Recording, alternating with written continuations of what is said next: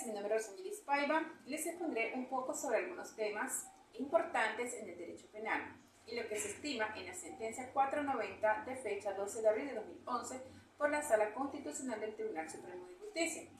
A continuación abordaré cada una de las interrogantes planteadas. En el presente caso tenemos lo que es la teoría del delito. La teoría del delito se refiere que es un conjunto de principios y elementos que se utilizan para analizar y clasificar las conductas consideradas delictivas en el ámbito del derecho penal. Esta teoría busca establecer un marco conceptual que permita entender cómo se configura un delito, sus características y los elementos que lo componen. También tenemos los elementos principales de la teoría del delito. Estas son la tipicidad. La tipicidad se refiere que la conducta debe estar prevista como el delito en la ley penal. Es el primer requisito para que una acción sea considerada delictiva. También tenemos lo que es la antijurosidad. Implica que la conducta típica debe ser contraria al ordenamiento jurídico, es decir, no debe estar justificada por ninguna causa de justificación, como la legítima defensa o el estado de necesidad. Tenemos la culpabilidad. Esta se refiere que es la capacidad del autor para comprender la licitud o ilicitud, de su conducta y actuar conforme a esta comprensión. Incluye aspectos como el dolo y la culpa. La punibilidad es la posibilidad de imponer una pena al autor del delito siempre que se cumplan los requisitos de tipicidad, antijuricidad y culpabilidad. También tenemos lo que es el concepto de delito y sus elementos. Un delito se define generalmente como una conducta típica, antijurídica y culpable, sancionada por la ley penal o por nuestra ley penal. Los elementos que lo componen son la tipicidad. La conducta debe encajar en la descripción legal de un delito. Por ejemplo, el homicidio está tipificado en el Código Penal. La antijuricidad. La opción debe ser contraria al derecho. Si existe una causa justificada como la legítima defensa, la acción no será antijurídica. Culpabilidad. Se evalúa si el autor tiene la capacidad de entender sus actos y de actuar conforme a esa comprensión. También tenemos lo que es el concepto de dolo en el artículo 1 del Código Penal venezolano y sus elementos. Puedo decir que el dolo, según el artículo 61 del Código Penal venezolano, se define como la intención deliberada de comprender un delito. Se considera que una persona actúa con dolo cuando tiene un conocimiento de que su conducta es ilícita y desea que se produzca el resultado típico.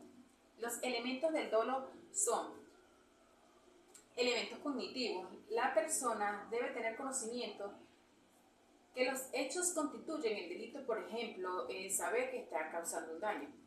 Los elementos volitivos.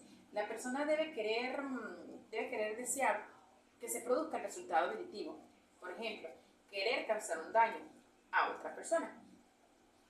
En sentencia 490 del 12 de abril de 2011 de la Sala Constitucional del TCJ, puedo decir que en síntesis de esa sentencia, en la parte referida de la sentencia cuya revisión se solicita que transcriben parcialmente el contenido de la decisión y lo afirman de la siguiente manera: que de un análisis pormenorizado, sistemático y concienzudo de la sentencia dictada por la Sala de Casación Penal del Tribunal Supremo de Justicia, se pudo observar que la misma afirmó lo siguiente.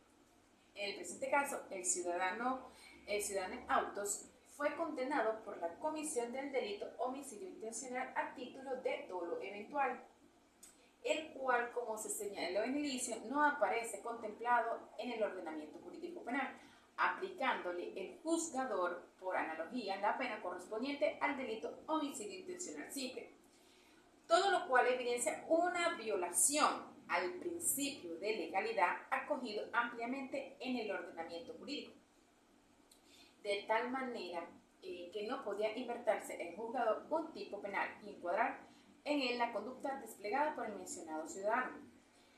Debe el hecho o conducta sancionar estar descrito previamente en la ley penal, tal como se ha venido insistiendo. Lo que indica la sentencia 490 de la Sala Constitucional del Tribunal Supremo de Justicia aborda que la interpretación del homicidio intencional a título de dolo eventual, en esa decisión se establece que no se vulnera el principio de legalidad al considerar el tipo penal bajo el artículo 405 del Código Penal, que provee el homicidio intencional simple. La sala argumenta que el dolo eventual implica que el autor prevé el resultado. En este caso puedo decir que en ese momento no se contaba ese delito en nuestra ley penal, sino que se contaba con esta sentencia. También tenemos que el tipo de dolo. Los tipos de dolo se pueden identificar como el dolo directo, cuando el autor tiene la intención clara de causar un resultado específico. El dolo eventual, cuando el autor no desea directamente el resultado, pero lo prevé y acepta que puede ocurrir. Mi opinión sobre la decisión de la sala constitucional del Tribunal Supremo de Justicia es que esa interpretación es coherente con los principios del derecho penal, donde se reconoce que tanto el dolo directo como el eventual pueden ser suficientes para configurar ciertos delitos al considerar el homicidio intencional al título de dolo eventual. Se protege el principio de responsabilidad penal al permitir que aquellos que actúan con desprecio hacia la vida ajena sean juzgados adecuadamente.